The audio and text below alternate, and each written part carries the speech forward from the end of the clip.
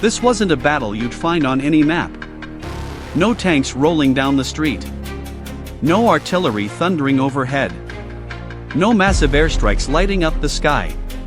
Just a small team of Ukrainian special operators, silent, camouflaged, and waiting in the trees. For the Russian soldiers, the area near Bakhmut had already become hell on earth. But this operation was about to take things to a whole new level.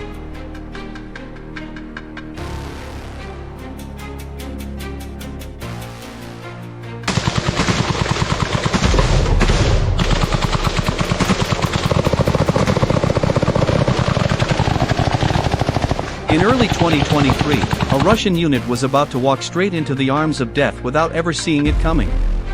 The team on the ground belonged to Ukraine's Special Operations Forces, the SSO. Highly trained, battle-hardened experts in reconnaissance, sabotage, and ambush warfare.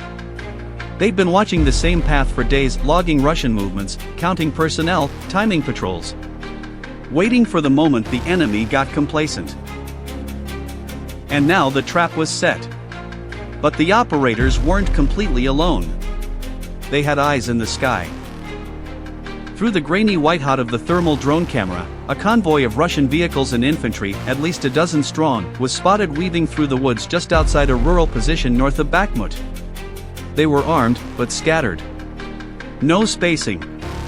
No overwatch. No idea.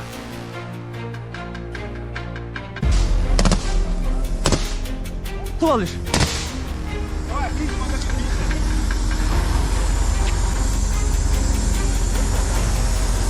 Товарищ, кабинчик!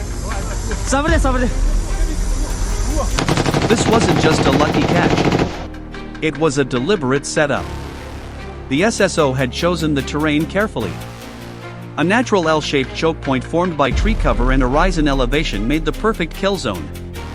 And now the Russians were right in the middle of it. On the ground, the SSO team waited behind fallen logs and makeshift brush blinds. One operator was on a squad automatic weapon. Another had a grenade launcher preloaded. The rest carried short-barreled rifles, compact, fast, and lethal. There were no shouted commands. No radio chatter. Just a hand signal. A breath. And then, fireworks. Gunfire erupted like thunder. The first two Russian soldiers dropped instantly. A third spun and screamed before a grenade burst beside him, sending shrapnel into his neck. The vehicles tried to gun it through the kill zone, but the Ukrainians hammered them with small arms fire, quickly disabling them.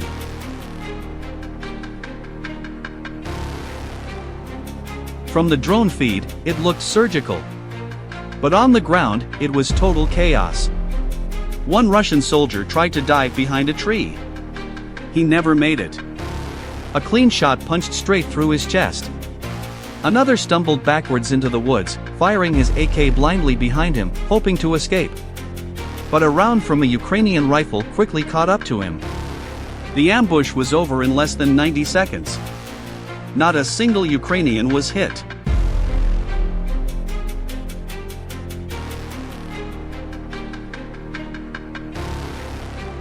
And just like that, they all quietly held their positions in the woods for a few minutes, making sure there weren't any more stragglers coming up the hill.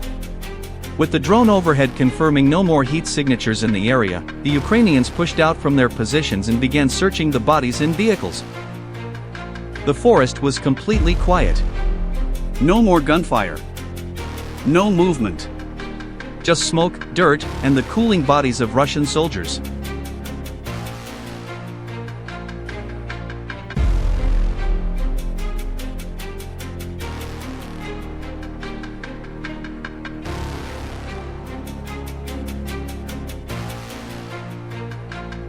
Through the drone's thermal camera, the heat signatures told the story clear as day.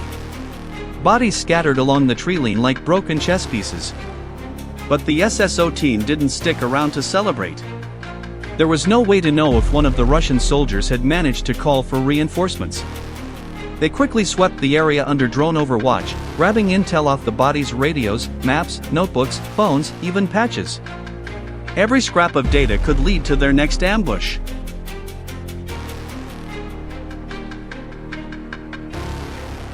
Then they disappeared back into the thick woods like they were never there.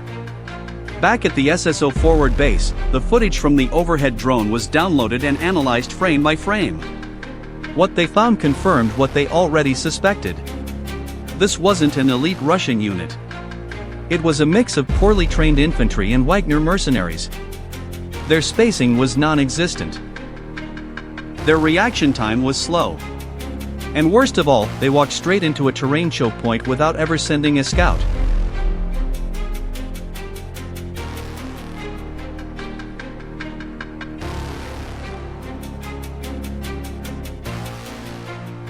They never had a chance. All in all, 13 Russian soldiers were confirmed dead. Multiple vehicles destroyed. 0 Ukrainian casualties. It was a perfectly executed ambush. But for the Ukrainian Special Operations soldiers, it was just another day in Bakhmut. Several hours later, when more Russian soldiers arrived to recover the bodies, they found a single patch stitched in Ukrainian blue and gold left on one of the fallen Wagner fighters. No words on the patch. But the message was clear: you are not alone in these woods.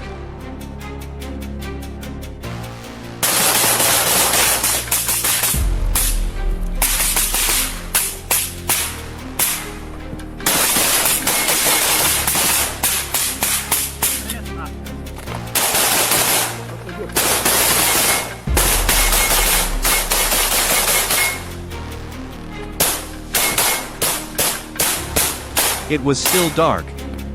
The forest canopy above barely filtered the moonlight. Beneath it, a small reconnaissance team from Ukraine's 101st Guard Brigade crept forward, rifles angled, boots crunching frozen dirt. Their mission: probe enemy positions, draw fire, and reveal defenses. But everyone knew the truth. Once you're this close, recon becomes combat. For days, the 101st had watched this stretch of Russian trench. Drones spotted movement, muzzle flashes, fresh digging. The enemy wasn't just holding the line, they were reinforcing it. If left unchecked, their fortifications could threaten Ukrainian positions. The plan was reconnaissance by fire, a tactical probe to inform future assaults. But when the first shots rang out, the mission changed. Gunfire cracked from the trench. The patrol returned fire, controlled bursts, grenades into dugouts, smoke and dirt skyward. The commander gave the dreaded order: advance. The team bounded forward in pairs, dodging fire, sprinting, diving for cover. An RPG exploded nearby, showering the path with splinters. The breach point came into view, a collapsed section of trench wall. 2 operators entered first, tossing grenades. A combat medic followed. Inside, the trench was narrow, slick with frost. Rifle fire echoed ahead.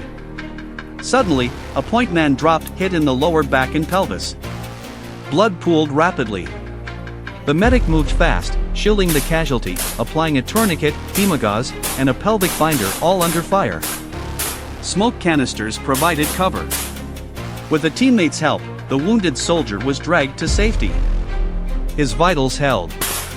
The fight continued, but a life had been saved. The patrol pressed on, clearing dugouts, firing bays, resistance point by point. Grenades and rifle bursts neutralized the enemy. Signs of hasty retreat littered the trench: helmets, ammunition, ration packs. At the final dugout, a breacher tossed a grenade through a narrow firing slit. The explosion tore through the interior. Moments later, the team entered. No survivors. The trench was theirs.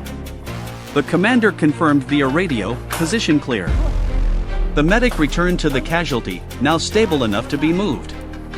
The team extracted him to a marked evacuation point. Overhead, the drone hovered silently, witnessing the 101ST's precision, courage, and teamwork.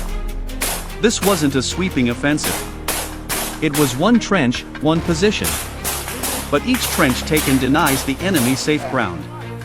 And in the frozen corridors of combat, Ukraine's forces adapt, fight and prevail.